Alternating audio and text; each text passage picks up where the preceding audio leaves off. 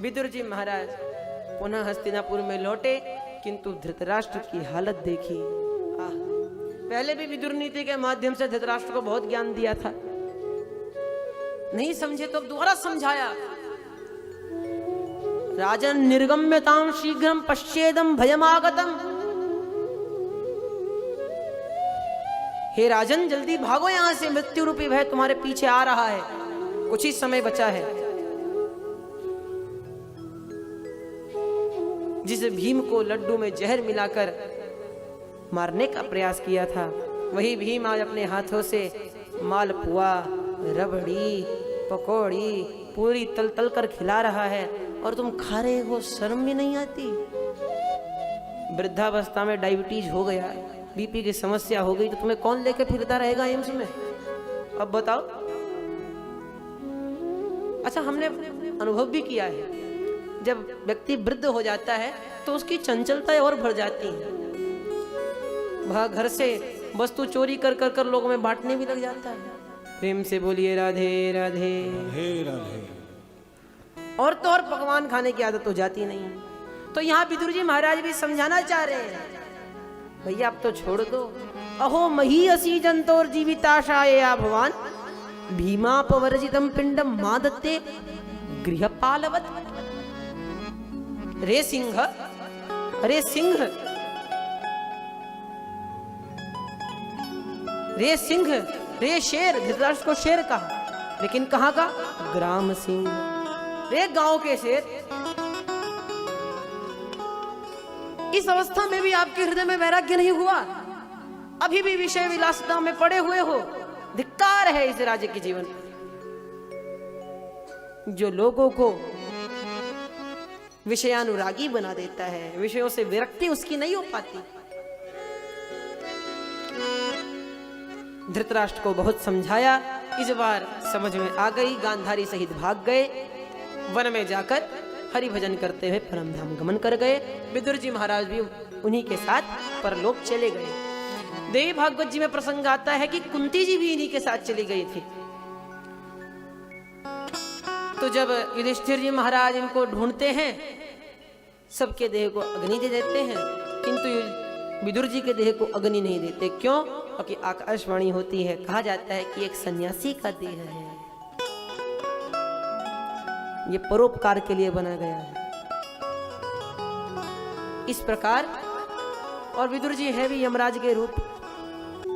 युधिष्ठिर जी महाराज भीमसेन से प्रश्न करते हैं, गता सप्ताधुना मासा भीमसेन तवानुज नायाति कस्य बाहेतु नाहं वेदेद मंजसा। अरे भीम, तुम्हारे अनुज अर्जुन को गए हुए 7 महीने हो गए, ना कोई पत्र आया ना कोई समाचार। जरा पता तो करो वो कहाँ है। आजकल मुझे बड़े अपशकुन होने लगे हैं। मुझे स्वप्न में शिवा के मुख से अग्नि दिखाई देने लगी है। अब शिवा माने तो अमरकोशकार कहते हैं शिवा भवानी रुद्राणी। माता पार्वती का नाम, भगवती का नाम भी शिवा है, और शिवा मतलब सियारन भी होता है।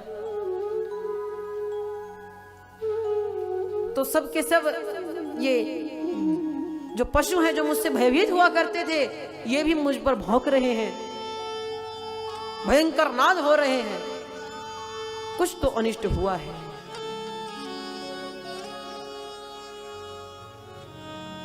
न पिबन्ति स्तनं वत्सां न दुह्यन्ति च मातरः रुदन्तश्रुमुखा गावो न हृष्यन्ति वृषभा व्रजे। देवतानि रुदन्ति व स्विदन्ति ह्युच्चरन्ति च। मुझे देवताओं की प्रतिमा रोती सी दिखाई दे रही है। ब्रज में गायों ने दुग्ध देना बंद कर दिया है, वृषभ शिथिल हो गए हैं, बछड़ों ने दूध पीना बंद कर दिया है। कुछ तो अनिष्ट हुआ है। इतने में ही अर्जुन वहां आ गए। अर्जुन की हालत देखी तो प्रश्नों की झड़ी लगा दी। अर्जुन की कैसी हालत है? तो केश भरे हुए हैं, कपड़े फटे हुए हैं, दाढ़ी भड़ी हुई है, भैया आजकल आपको ऐसे लोग मिल जाए तो वो अर्जुन के भांति नहीं थे। आजकल का तो ट्रेंड ये है, फैशन है, जितना कपड़ा फटा हुआ होगा उतना वो महंगा होगा। ये आजकल के कपड़ों की विशेषता है। और दाढ़ी तो दूल्हा सरकार बनकर घोड़ी पर बैठे हैं, घोड़े के इतने मुंह पर बाल नहीं है जितना इनके बाल हैं। प्रेम से बोलिए राधे राधे।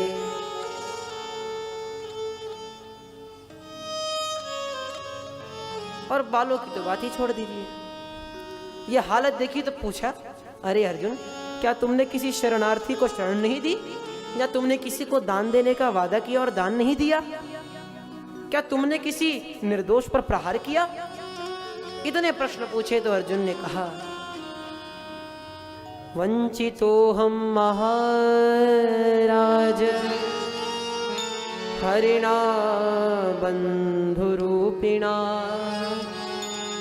येन मे परितं तेजो देव विस्मापनं महत्।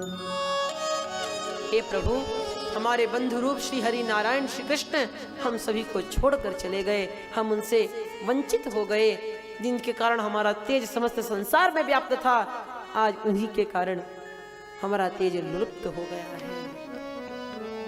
युधिष्ठिर जी के कानों में जे बात पड़ी, स्तब्ध हो गए। कुंती मैया ने तो उसी क्षण प्राण त्याग दिए। अर्जुन से पूछा, रे अर्जुन, तू ये बात सुनकर कैसे खड़ा है? तो अर्जुन ने कहा, गीतम भगवता ज्ञानम यत्तत् संग्राम मूर्धनि काल कर्म तमोरुद्धम पुनरद्यगमद् विभु। जो ज्ञान भगवान ने मुझे संग्राम के मध्य में दिया था, गीता रूपी ज्ञान, उसी के कारण आज मैं मोह से ग्रसित नहीं हुआ। यही कारण है जो मैं इस दुख को झेल पा रहा हूँ। पांडवों ने निश्चय किया, सब कुछ राजपाट छोड़ करके वहां से चल दिए। अपने पौत्र परीक्षित को राजा बना दिया।